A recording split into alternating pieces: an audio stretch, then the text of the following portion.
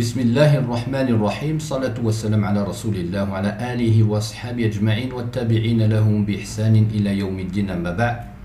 Nous allons aujourd'hui nous arrêter ensemble quelques minutes, Inch'Allah, sur la définition de la grammaire arabe qu'on appelle al-Nahwu. Donc cette définition est la suivante: al-Nahwu huwa al-ilmu bil-qawa'id allati yu'rafu biha ahkam awakhir al-kalimah al-arabiyyah fi hal tarkibiha min al-i'rab wal-bina' wa ma yatba'u dhalik. Donc la grammaire arabe, c'est la science des règles qui permettent de connaître les différents états de la terminaison des mots arabes dans la phrase, tels que la variabilité et l'invariabilité et ce qui s'ensuit. Donc cette définition, c'est en réalité le premier pas que devrait effectuer tout étudiant en langue arabe qui rentre dans cette science de la grammaire al-Nahwu, car elle renferme un certain nombre de connaissances, notamment l'objet d'étude de cette grammaire. Donc on nous dit que c'est des règles qui nous permettent de définir la terminaison des mots arabes. Qu'est-ce qu'il est voulu par la terminaison des mots arabes? Toute personne qui lit l'arabe a bien entendu remarqué que la dernière harakat, que l'on traduit souvent par la voyelle, alors que ce n'est pas une voyelle car une voyelle est une lettre, ici c'est un son voyellique que l'on appelle en arabe la dhamma, la fatha ou la kasra ou le soukoun lorsqu'on a affaire à un verbe. Cette dernière harakat, elle est amenée à changer. Dans un même mot, utilisé dans différentes phrases, selon la fonction du mot dans cette phrase, la harakat variera. Si nous prenons, à titre d'exemple, le mot al-baytu, la maison, nous dirons dans une première phrase al-baytu kabirun, la maison est grande. Et al-baytu, ici, je n'ai d'autre choix que de lui mettre une dhamma. Je ne peux pas dire al-bayta ou al-bayti kabirun. Ce serait ce que l'on nomme un lahn, une faute de langue. Dans une autre phrase, toujours avec le mot al-bayt, je dirais inna al-bayta kabirun. Certes, la maison est grande. Ici, dans cette deuxième phrase, je n'ai pas d'autre choix que de mettre à la fin, à la terminaison du mot al-bayt, c'est-à-dire sur sa dernière lettre, une fatha, et de dire inna al-bayta. Je ne peux pas dire inna al-baytu ou inna al-bayti. Et dans une troisième phrase, toujours avec le mot al-bayt, je dirais marartu bil-bayti al-kabir. Je suis passé devant la grande maison. Et ici, je n'ai pas d'autre choix que de dire bil-bayti. Je ne peux pas dire bil-baytu ou bil-bayta.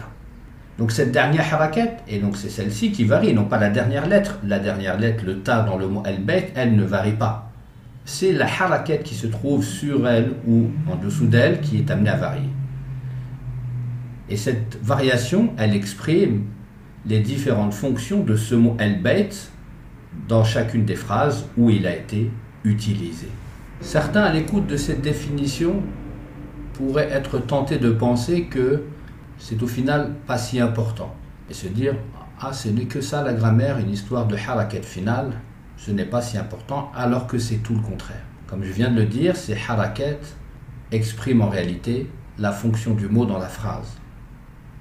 À titre d'exemple, prenons la phrase suivante et disons Daraba Muhammadun al-walada. Donc dans cette première phrase, j'ai mis une dhamma à la fin de Muhammad, j'ai dit Muhammadun et une fatha à al-walad en disant al-walada. Dans cette phrase, Muhammad est le fa'il, le sujet, et al-walada, al-maf'ul bihi, le complément d'objet, donc c'est lui qui subit l'action. Dans cette phrase, en traduction, c'est Muhammad qui a tapé l'enfant. Je prends la même phrase, je change les harakat de Muhammadun et de al-walada, et je dis Daraba Muhammadan al-waladu. Et là, en mettant une fatha à la terminaison de Muhammad et une dhamma à la terminaison de al-walad, c'est l'enfant qui se trouve à avoir tapé Muhammad. Donc dans la première phrase, Muhammad commet l'action, dans la deuxième, il se trouve à subir cette action. Donc on voit bien à travers ces deux phrases l'importance de cette dernière harakat finale.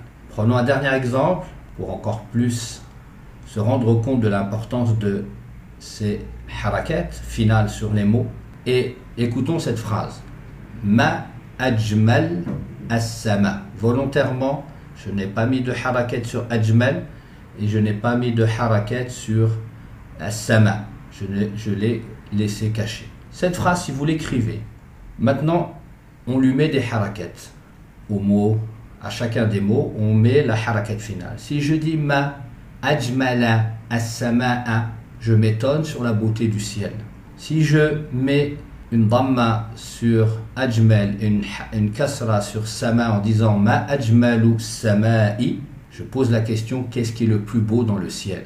Et si je dis, je mets une dhamma aux deux et je dis ma ajmalu sama'u, alors dans ce cas-là c'est une phrase à la forme négative où je dis que ce n'est pas le ciel qui est le plus beau.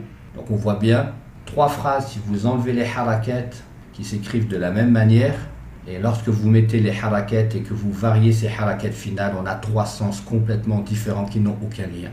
Donc ce qui prouve l'importance de cette science, et ce n'est pas pour rien que les grammairiens s'accordent pour dire quelle est la science la plus noble des sciences de la langue arabe qui en comporte 12. Donc ensuite, il est dit dans la définition, on a compris qu'est-ce qu'est ahwalu awakhir al-kalimati fi hali tarkibiha, c'est-à-dire en état de composition, c'est-à-dire lorsque ces mots sont dans une phrase.